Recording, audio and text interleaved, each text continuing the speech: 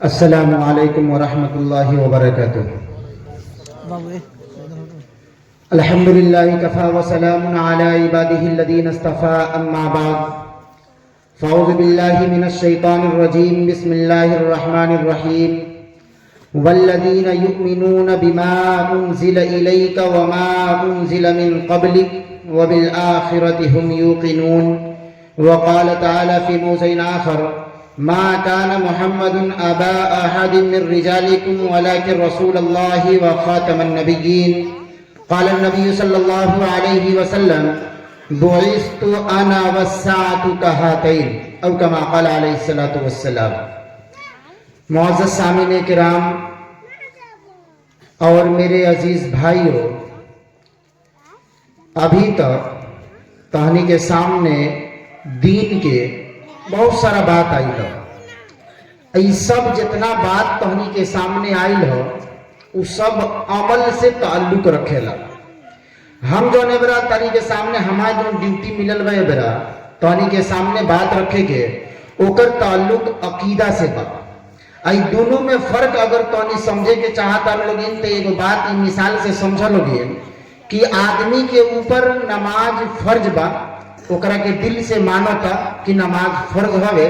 आदमी के ऊपर ही जिम्मेदारी बा, फर्ज बा कि रोजा ओकरा रखे के बा, दिल से मानता कि रोजा अल्लाह ताला फर्ज कइले बड़ा, लेकिन ना रोजा रखता ना नमाज पढ़ता।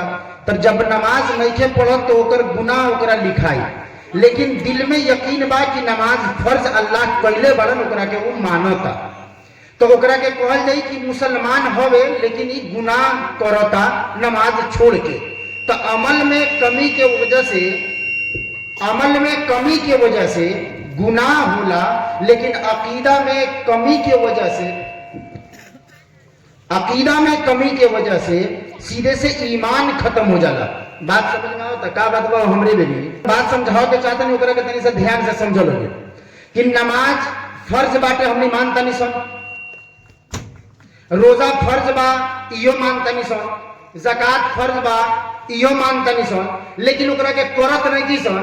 तो मालूम नहीं भइल कि अमल नहीं सन करत जौना वजह से गुनाह लिखाई। लेकिन एगो आदमी कहता कि नमाज फर्ज नहीं खे, रोजा फर्ज नहीं खे, हज फर्ज नहीं खे, तो गोया के अरकाने इस्लाम के इनकार कैला के वजह से अब वो मुसलमान भी नहीं खे। तो मालूम नहीं भइल कि अगर अमल के अंदर कमी हुई तो फिर तारा गुनाह लिखाई, लेकिन अगर अकीदा के अंदर कमी हुई तो फिर सीधे से ईमान चल गई, आदमी मुसलमान ना रहे। अकीदा के अंदर सबसे पहले जेकर नंबर आवेला अल्लाह के नंबर आवेला कि अल्लाह के एगो माने के बाद, अल्लाह के जात के एतबार से भी एगो माने के बाद कि अल्लाह अकेले बड़न, जात के एतबार से उनकर कोनो सानी नहीं के, कोनो दूसरका नहीं के, अल्लाह अकेले बड़न, कोनो उनकर बेटा बेटी नहीं के, कोनो उनकर माई बाप नहीं के, दादा दादी नहीं के, और ना अल्लाह ताला के केहू बेटा पोता नाती नवासा केहू बा। ई हमनी के जात के एतबार से अकीदा रखे के बाद क्या हो बोली ना कौन तो कौन को आवाज हम एक कहो तो मुंह से बोल के सुना दी। दूसर का चीज कि अल्लाह के जो सिफात बा हमने के उहो माने के बा। सिफात के मतलब का भाई कि अल्लाह तबारक व तआला हर जगह मौजूद बड़न, हाजिर व नाजिर बड़न, अल्लाह ताला हर चीज पर कादिर बड़न, इन्नल्लाह अला कुल्ली शैइन कदीर, अल्लाह ताला हर वक्त हर जगह बड़न, अल्लाह ताला केहू के जिंदगी देता रहन, अल्लाह ताला केहू के मौत देता रहन, इहो माने के बा हमनी के। तो अल्लाह ताला के मुताल्लिक हमनी के अकीदा बा। ओकरा बाद में जोन तोनी के सामने हमरा पेश करे के बा अकीदा खत्मे नबूवत कमाल ई बा कि अल्लाह तबारक व तआला नबी करीम सल्लल्लाहु अलैहि वसल्लम के भेजे से पहले दुनिया के अंदर हजरत आदम अलैहिस्सलाम के भेजे से पहले आप सल्लल्लाहु अलैहि वसल्लम के नबूवत से सरफराज कैलन। वहां पर अल्लाह ताला नबी पाक सल्लल्लाहु अलैहि वसल्लम के सबसे पहले नबूवत दिले बड़न, लेकिन आइल बाद में बड़न। हमनी के ये पता होके के चाहिए कि दुनिया के अंदर आदम अलैहिस्सलाम जब अइलन और नबूवत के सिलसिला जब दुनिया में शुरू भइल, नबी लोग आवत गए। आदम अलैहिस्सलाम के बाद जो मशहूर नबी बहलन हजरत नूह अलैहिस्सलाम भइलन, ओकरा बाद में बहुत से नबी लोग आए। हजरत इब्राहिम अलैहिस्सलाम आइलन, हजरत इसहाक अलैहिस्सलाम आइलन, हजरत याकूब अलैहिस्सलाम आइलन, हजरत यूसुफ अलैहिस्सलाम आइलन, हजरत मूसा अलैहिस्सलाम आइलन, हजरत ईसा अलैहिस्सलाम आइलन। हजरत ईसा अलैहिस्सलाम के बाद 571 बरस जब गुजर गई तो अल्लाह ताला हमनी से नबी आप सल्लल्लाहु अलैहि वसल्लम के पैदा फरमाइलन। अब पैदा फरमाइला के बाद अल्लाह ताला कहलन मा काना मुहम्मदुन अबा अहदिन मिर रिजालिकुम, कि जो नहीं मोहम्मद सल्लल्लाहु अलैहि वसल्लम के हम भेजले बानी तो अनी में से कोनो मर्दाना के बाप ना होवन, बल्कि ये हवन कौची खातमन नबीयीन की कौची हवन जितना नबी लोग अभी ले आइल रहल वो लोग के जितना मर्तबा देवल गई रहल, मर्तबा के एतबार से भी आप सल्लल्लाहु अलैहि वसल्लम अब आखिरी नबी बाड़न। अब मकान और वक्त के एतबार से भी जब आपके बाद कोनो दोसर नबी ना आए लोग, ये हिसाब से भी खातमुन नबीयीन बाड़न। यानी कि आप सल्लल्लाहु अलैहि वसल्लम के बाद क़यामत तक जबले क़यामत ना आ जाए कोनो दोसर नबी दुनिया के अंदर पैदा नहीं के हो सकत। अगर केहू कहता कि हम नबी हैं, हमरा के अल्लाह नबी बनैले बड़न, अगर कोई कहता कि हमरा के तू नबी मान लो, तो ये बात तो हमें याद रखिए लोगिन कि वो सबसे बड़का झूठा बा। ऐसे कि अल्लाह के नबी कह के गई बड़न कि कम से कम 30 गो ऐसा झूठा पैदा होइए सन जो कहिए सन कि हम अल्लाह के नबी हैं, अल्लाह हमरा के नबी बनैले बड़न, अल्लाह हमरा के नबूवत देले बड़न, दावा करिए सन कि तोनी हमरा के नबी मान ले लोगी।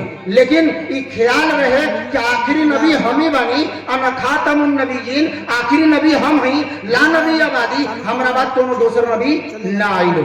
ये हमनी के अकीदा रखे के बाद अगर अकीदा में कमी हुई, एगो मुसलमान कौची कहता अरे हमनी के नबी सब नबी के इमाम होवन, हमनी के नबी सबसे बड़का नबी होवन, हमनी के नबी जो किताब लेके आइल बा किताब बड़ी मुतबर्रक बा, हमनी के नबी इतना बड़का नबी हुवन कि मैदाने महशर में सिफारिश हुए करियन, सब कुछ माना था, नबी के सबसे खूबसूरत माना था, सबसे बढ़िया माना था, सबसे आला माना था, सबसे अशरफ माना था, सब कुछ माना था। लेकिन नबी के अगर आखिरी नबी नहीं के मानत तो कहल जाए कि ओकर ईमान नहीं थे, ओकर ईमान नहीं थे।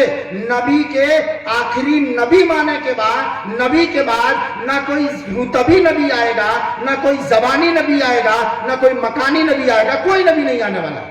मालूम का भाई कि हमनी के नबी आखिरी नबी हुवन, हमनी के नबी के बाद कोनो दोसर नबी ना आइलो। अब तो अनी के समझ में ना आवत कि केत्र तू कह देलो ता एक तरह कह देबो त मान लिया का बात सही बा, हम कह देबो त काहे मान ले बोलोगे भाई, हम कौन हई जे हमनी के पैदा कइले बा, जेकर किताब हमनी पढ़े निसन, जौना के कुरान शरीफ कहे निसन, ओमे जोन लिखल बा उ त मनबा लोगिन नु, ओमे तो कोनो झूठ बात नहीं खेनू। अल्लाह ताला कुरान के जो तरतीब बा, जो सूरह बकरा बाटे, जो लइका पढ़ल जब कुरान शरीफ शुरू करल सन तो शुरू करल सन अलिफ लाम मीम करल सन, सुनले बड़ा लोगिन जालिकल किताबु ला रैब फी, ये किताब है जना में हेतनो शक नहीं खे। एक तर्जमा यह है हुदल्लिल मुत्तकीन, जौन डरे वाला लोग बा ओकरा कतरा हिदायत के सामान बा। ई कुरान शरीफ अगर इंसान ओकरा के पढ़े, ओकरा से समझे और डरे अल्लाह ताला से तो ओकरा कतरा उमे हिदायत के सामान बा। ओकरा बाद में अल्लाह ताला कौची कहत जो तोहनी के सामने हम पेश करत तनी बीच में एक आयत छोड़ के, वल्लजीना युमिनूना बिमा उनजिला इलैका व मा उनजिला मिन क़ब्लिक, कि अल्लाह ताला कहत रहन कि मोमिनीन केकरा के कहल जाए, मोमिन केकरा के कहल जाई, मुसलमान केकरा के कहल जाई, मुसलमान ओकरा के कहल जाई वल्लजीना युमिनूना बिमा उनजिला इलैका, के मोमिन उ हवे कि जौन तारा ऊपर नाजिल भइल बा, यानी कि कुरान शरीफ ओकरा ऊपर ईमान ले आवे, ओकरा ऊपर ईमान ले आवे। हमने के ईमान बा कि ना कि अल्लाह के नबी के ऊपर कुरान उतरल बा, सही उतरल बा, अरे बाकी ना भाई बाटे ना। ओकरा बाद में अल्लाह ताला कौती कहत रहन वमा उनजिला मिन क़ब्लिक, दूगो चीज बा, एगो समझ लोगिन कि जौन तारा ऊपर नबी जी उतरल बा ओकरो ऊपर ईमान लियावे के बा, और तारा से पहले जौन लोग पर उतरल रहे ओकरो ऊपर ईमान लियावे के बा। यानी कि हमनी के नबी से पहले जितना नबी आइल वाला लोग तकरीबन 1.25 लाख जो नबी आइल वाला लोग, वही लोग के ऊपर ईमान रखे के बा कि वो सच्चा नबी रहे लोग, बरहक नबी रहे लोग, अल्लाह ताला वो लोग के नबी बना करके भेजले बाड़न, और जौन वो लोग के ऊपर किताब भेजले बाड़न, जैसा कि तौरेत तौरेत बा, जबूर बा, इंजील बा, एकरा अलावा जो छोट छोट सहीफा उतरल बा सब अल्लाह ताला के तरफ से उतरल बा। सब के ऊपर हमनी के ईमान रखे के बाद तब पे जाकर हमनी मुसलमान होखल जाई। बात समझ में आवत है इतना?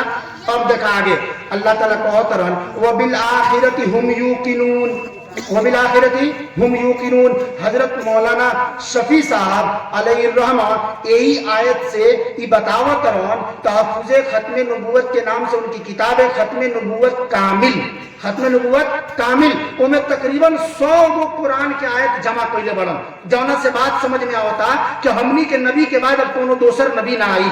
उनमें ये आयत पेश करके कहत रहन कि अल्लाह ताला का फरमाता है, ये नबी जी जौन तारा ऊपर नाजिल भइल बा ओकरो ऊपर ईमान ले आवे के बा, ओकरा बाद में जौन पहले के नबी लोग पर नाजिल भइल बा उतरल बा ओकरो पर ईमान ले आवे के बा। आ कहत रहन व बिल आखिरति हुम यूकिनून, और आखिरत पर लोग पहुंची रखले बा, यकीन रखले बा। मोमिन ओकरे के कहल जाई कि जौन आखिरत के भी माने। अब तो के एगो बात समझ में आ गई होई, वो बात ये हवे कि हमरा से पहले मौलाना लोग तकरीर करके गइल, हम यहाँ बैठल बानी तो हम कौची कनी है कि अल्हम्दुलिल्लाह पहले जितना लोग कैले से बड़ी नीमन नीमन बात कैले से। अब हम कौची कहता नहीं कि हमारा बात जे करी ओकरो बतिया सुनिए लोग बड़ी नीमन नीमन बात वो करी। तो मालूम का भइल कि हम आखिरी मुकर्रिर ना हई, हमरो बात कोनो मुकर्रिर लोग आई। समझ में आवत है मिसाल? तो का मतलब भाई हमरा से पहले भी तकरीर करे वाला लोग आई रहा, हम करतानी हमरो बाद अभी लोग आई ओकरो सुने के बाद। लेकिन हम कौची कहतानी कि आई बड़ा लोग जन पहले कैला हलो वो लोग के सुन ले लोगिन, अब हमार सुन ले लोगिन आ दुआ करके खत्म हो जाई, चल चल आई घरे। ते में सब लोग खुश हो जाई कि बुझाता कोनो दोसर मौलवी सब ना बोली ये आखिर में बाड़न, अब दुआ करके चल चल आई। बात समझ में आई लनू? मतलब का भाई कि अब हमारा बीच में अब दुआ के बीच में कोनो मौलाना लोग के बात ना हुई, अब हम तकरीर खत्म करें अब दुआ हो जाई। तो बात ये भाई कि बीच में कोनो दोसर बात नहीं के होके वाला।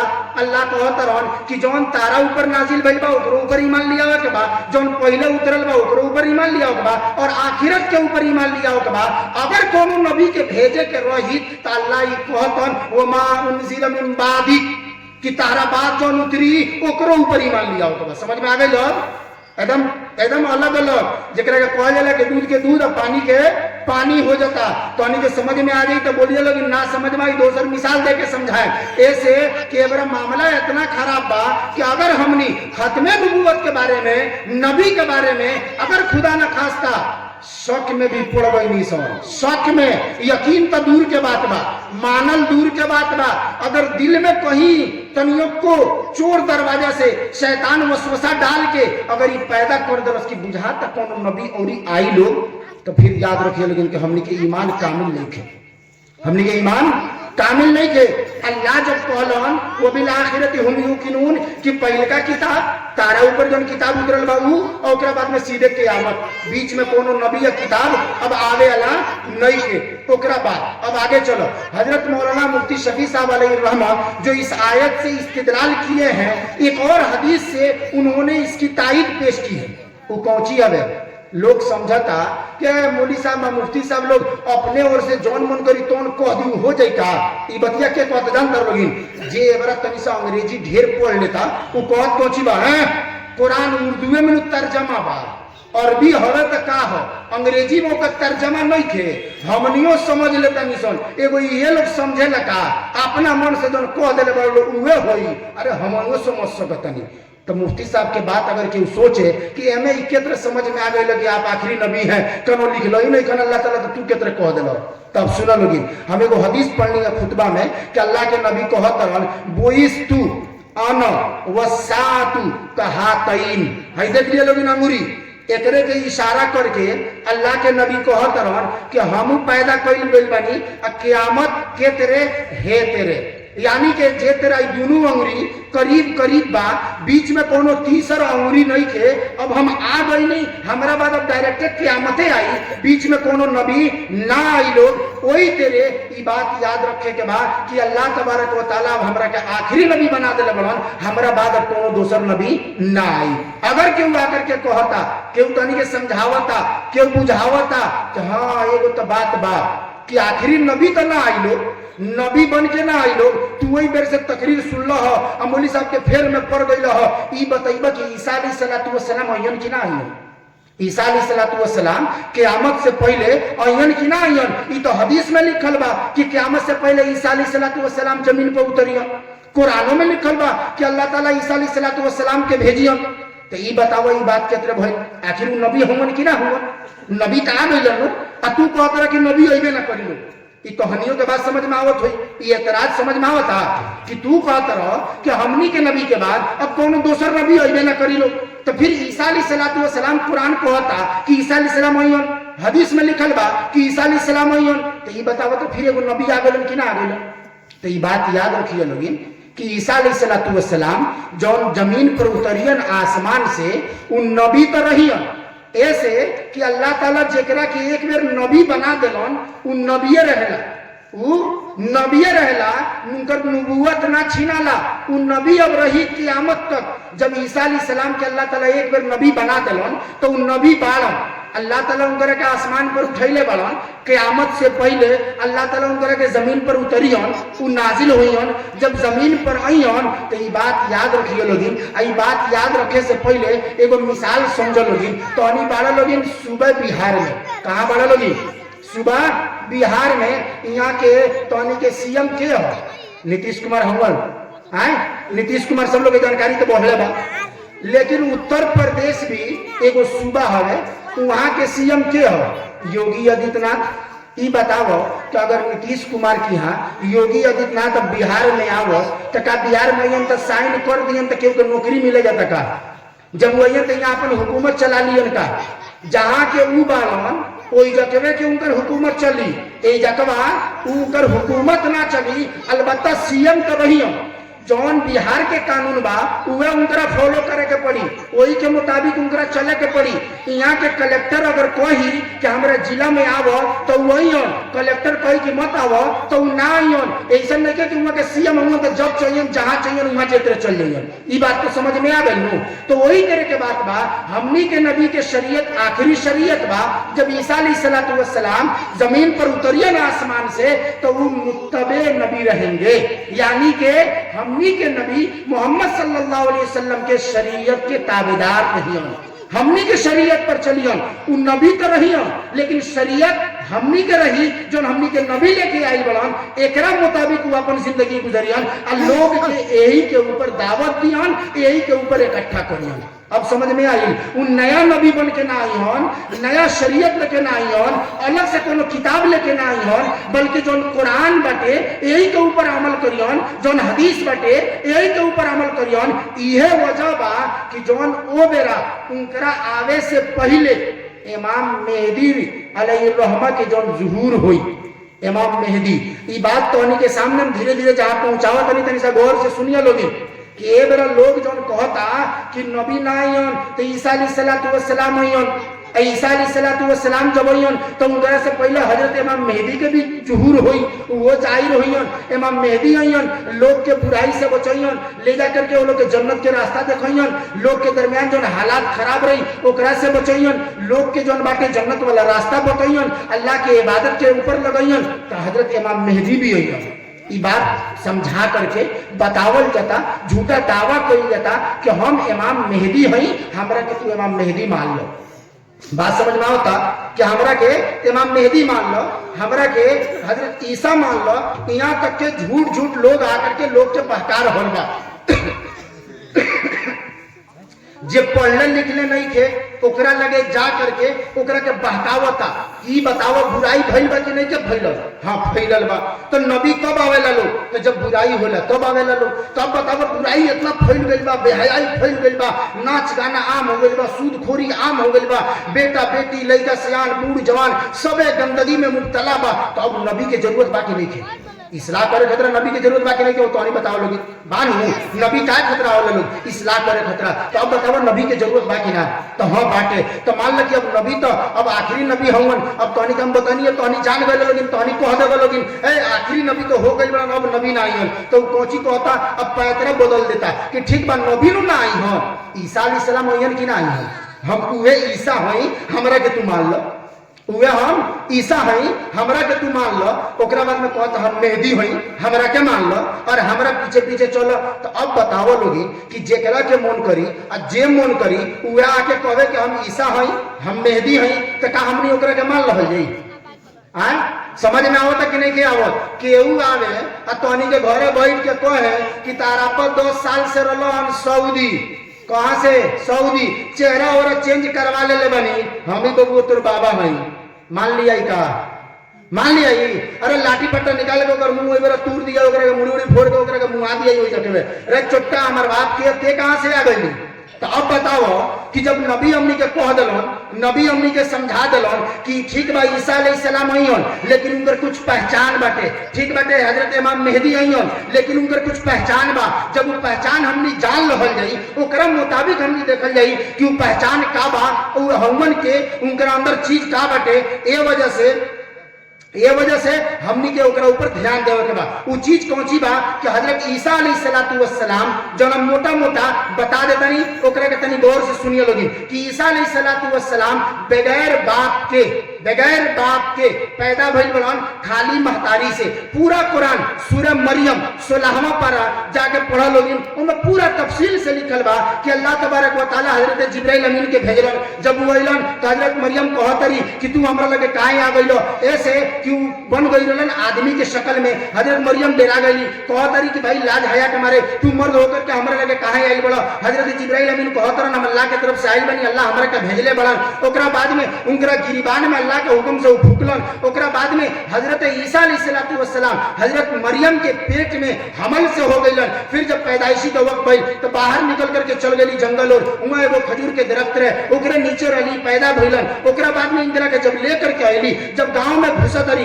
तो लोग देख करके कहता या उख्ता हारून माँ का न अबू की मरा सवी वो माँ का न उम्मु की बगिया। ए मरियम ई का कहलू हो? तार अब्बा अम्मी तो इतना खराब आदमी ना रहो, तार बियाह शादी भइल नहीं के, हई लइका कहां से लेकर के आ गइलू? ओबरा हजरत मरियम सोच में पड़ गई कि अब हम करी तो का करी? अल्लाह के तरफ बात नहीं के फाशारत इलई, तू इशारा कर दो लइका, और लइका बतियाई वो लोग से कि लइका आई कहां से बा? ऐसे कि तू थोड़े ले आई बड़ू, लइका ना ले आई बटे, तो लइका और इशारा कर दो। हजरत मरियम कहतरी तनी एकरे से पूछ लो लोगिन। अब लोग लागल कहला ई एगो और तमाशा, एगो तो कहां से बिना बियाह के लइका लेके आई बड़ी। ओकरा बाद में कहतरी कि लइका से बतियावा, लइका से आदमी केत्र बतिया सकता? अब लइका से पूछल गई भाई तू हौवा के? तो कहतरन ईसा अलैहिस्सलातु वस्सलाम इन्नी अब्दुल्लाह, हम अल्लाह के बंदा हई। आतानियल किताब, अल्लाह हमरा के किताब देले बड़न, वजालनी नबिया, अल्लाह हमरा के नबी बनैले बड़न। एकरा से आगे बढ़ो, अगर कोनो कहता कि हम ईसा अलैहिस्सलातु वस्सलाम हई तो ओकरा से पूछो कि तोरा फूंक मारला से अल्लाह के हुक्म से मिट्टी के अंदर परिंदा बना के उमे जान आ जाला का? ओकरा से पूछो हम कौची खा के आइल बनी ते बता देवे का? ओकरा से पूछो हम अपना घरे कौची धो के आइल बनी ते बता देवे का? ओकरा से कहो कि जौन अंधा मादरजात पैदा भइल बा, जौन अपना माई के पेट से आनर पैदा भइल बा, ओकरा के ते सही करके दिखैले बाड़ी का? मालूम भइल कि उ सब में फेल हो जाई, उ झूठ बोलता। जब ईसा अलैहिस्सलातु वस्सलाम हइयन पूरा करके दिखैयन। ओकरा आगे चलो, अगर उ कहता कि हम ईसा ना हई हम मेहदी हई, ठीक बा, ओकरो से 10 गो सवाल बा। 10 गो बात याद रखिए लोगिन, हम बहुत जल्दी बोले के चाहतनी ऐसे कि हमर टाइम खत्म हो रहल बा। 10 गो बात कौन बाटे कि हजरत मेहदी ओ बेरा आइयन जाना बेरा पूरा दुनिया में जुल्म सितम फैल गई रही, दुनिया में जुल्म सितम फैल गई रही। हम अपन बात लेकिन तो एगो हदीस के किताब मुस्तदरक लिल हाकिम, ओकर हदीस नंबर 554 है। ओकरा अंदर ई बात लिखल बा कि जाना बेरा उ जुहूर उनकर होई, जाना बेरा उ दुनिया के अंदर जाहिर होइयन, ओकरा हालत ही रही कि पूरा माहौल खराब रही, जुल्म सितम फैल गई रही, लोग एक दूसरा पर थूकत रही, माहौल इतना खराब रही, इतना खराब रही कि सिर्फ अल्लाह पर कहला के वजह से आदमी के कत्ल कर दहल जाए। लेकिन बतावा ये जौन शकील बिन हनीफा दरभंगा में जौन पैदा भइल, उ कहता कि हम इमाम मेहदी हई, और कहला से कब 1968 में पैदा भइल, और ओकरा बाद में 1991 में दावा कर देलस कि हमरा के अल्लाह ताला हुक्म देलन कि तू जाके लोग के इस्लाह कर, हम मेहदी हई। अब ओकरा से पूछो कि इमाम मेहदी तो वो बेरा हईन जौन बेरा हालात खराब रही, अल्लाह अकबर कहला पर लोग के कत्ल कर दहल जाई, जान से मार दहल जाई। 1991 से पहले ना ऐसा हालात रहे ना ए बेरा हालात बा। हमनी माइक में अल्लाह ऊपर कहता नहीं सन कि नहीं किसन कहता नहीं सनो। दूसर का चीज कि इमाम मेहदी के जो खुसूसियत हुई, इमाम मेहदी खुद से ना कहियन कि हम इमाम मेहदी हई, ए चोट्टा खुद कहता कि हम इमाम मेहदी हई, हमरा के इमाम मेहदी मान लो, बात समझ में आवता। तीसर का बात कि इमाम मेहदी कहाँ पैदा हुईन? जहां आप सल्लल्लाहु अलैहि वसल्लम हिजरत करके गइलन मदीना में, ई पैदा कहाँ भइल बा? बिहार दरभंगा एगो बाटे उस्मानपुर रतनपुरा गांव ओइ जगह पैदा भइल बा। अब बतावा कि झूठ बात कि ना हो। ओकरा बाद में इमाम मेहदी के नाम आप सल्लल्लाहु अलैहि वसल्लम के नाम पर मोहम्मद रही, एकर नाम शकील खान हो। ओकरा बाद इमाम मेहदी के अब्बा के नाम अब्दुल्ला रही, आप सल्लल्लाहु अलैहि वसल्लम के अब्बा के नाम पर एकरा अब्बा के नाम हनीफ खान हो। केनहू से मिलते नहीं थे। आई कहता कि हम आगे चलो जाना बेरा उ पैदा हुई और पैदा होने के बाद 40 साल के बाद उ खलीफा बनियन। को साल के बाद? 40 साल के बाद। ई चोट्टा 68 में पैदा भइल आ 91 में कहता अल्लाह हमरा के दे देले बड़न। 68 से 91 जोड़बो लोगिन को साल होता? 23 साल में एकरा के खलीफा बना देलन। अब सोचो लोगिन उ 40 साल में खलीफा बनियन, ई 23 साल में खलीफा बन गइल बा। ओकरा अलावा खलीफा बनला के जब इमाम मेहदी खलीफा बन गइलन 7 साल के बाद दज्जाल निकल करके सामने आ जाई। अब बताओ 91 में दावा कइले रहलो, एबारे 25 चले लागल, 9 साल होने 25 साल ने 34 साल हो गई। अब बताइए लोगिन आज ले दज्जाल निकलबे ना कहीं और 7 साल में दज्जाल निकल गई। एकरा से आगे बढ़ो कि इमाम मेहदी जब खलीफा बन गइलन 40 साल के उम्र में, ओकरा बाद में 9 साल जिंदा रहियन। ई चोट्टा 91 में कलो सब इन जिंदा बा मुते नहीं खे। का समझ में आवता? झूठा समझ में आवता? एकर झूठ तनी के समझ में ना आई तो हमरा से बताइए लोगी। दूसर का चीज कि जाना बेरा वो खलीफा बनियन, ओ बेरा एगो मुसलमान खलीफा के इंतकाल भई रही। 1991 से पहले कोनो मुसलमान खलीफा के इंतकाल नहीं के भई। एकरा अलावा हजरत इमाम मेहदी जो रहियन उ जामे दमिश्क जौन शाम के अंदर मस्जिद बा ओकरा अंदर फजर के नमाज पढ़ियन आ ईसा अलैहिस्सलाम उनकरा पीछे नमाज पढ़ियन। ई छोटा आज लोग गइले नहीं थे। इहो देखो ईसा अलैहिस्सलाम आइले नहीं खनी गइले नहीं के नमाज पढ़िले ही नहीं के तो फिर इमाम मेहदी हो कितने गई। तो ई जौन मोट मोट बात बा दिमाग में रखिए लोगिन आ इंशाअल्लाह तोहनी के फायदा होई। और ये तरह के और ये अलामत बाटे एमे के जैसे कि कुछ दुनिया जौन बाटे सिर्फ अल्लाह अकबर कहला की वजह से फतह हो जाई। एकरा तो अल्लाह अकबर का डांटला की वजह से मेहरारू नहीं कटोरो तो फिर कितना हो गई। तो यही तरह के चीज बाड़ा सन जौन तोहनी के दिमाग में रखे के बा और कोशिश करे के बा कि अगर कोनो झूठा आकर के हमनी के गांव मोहल्ला में तरह के बात फैलावता तो फौरन तंजीम के जौन अहबाब बड़े लोग ओकरा के खबर करिए लोग। इंशाअल्लाह ओकर फुल दवाई हुई, फुल इलाज हुई। अल्लाह तबारक व तआला अगर जिंदा रखियन तो इंशाअल्लाह आदमी एकरा ऊपर काम कर रहल बा। आदमी ये लायक तनिके के खत्म नबूवत के ऊपर काम कर सके। ई काम इतना बड़का बा लेकिन हम शुक्रगुजार बानी ई तंजीम वाला लोग के और शुक्रगुजार बानी अल्लाह ताला के कि जौन एक काम खतरा अल्लाह तबारक व तआला हमरा के तनी सा देर खतरा चुनलहन अकलहन और अब तौफीक दिलहन कि हम तोहनी के सामने कुछ बोल लेनिया, कुछ बता देनिया। अल्लाह ताला तोहनियों के, अल्लाह ताला हमनियों के खत्म नबूवत के हिफाजत करे के तौफीक दे, हमने के सब कोई अमल करे के तौफीक दे। सुभान अल्लाह।